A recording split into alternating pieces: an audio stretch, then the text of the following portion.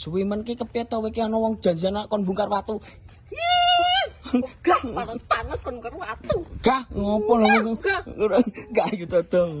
Mas kudu seneng aja bongkar watu.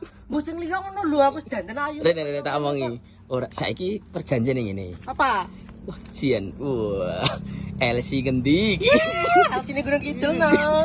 Potongane kaya Ya iya to, Mas. bakul undi-undi. Bakul jamu kaya ngene kok bakul undi-undi kepiye? Ayo gek di.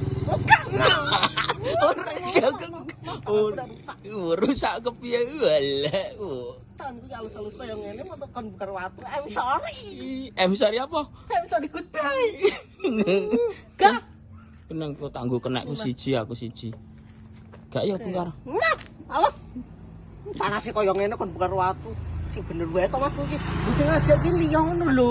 Ah, jalan-jalan. Masa wis modis kaya ngene jak bongkar watu. Lah iya, iki model kaos apa cah katik ngisor malah kaya ula kuwi. Model saiki ki ngene iki to Mas, jenenge iki fashion. Oh, gampang lek buka ya nek ngono. Iya, tinggal bredet ngene iki. Gek metu. Metune ya mbuh.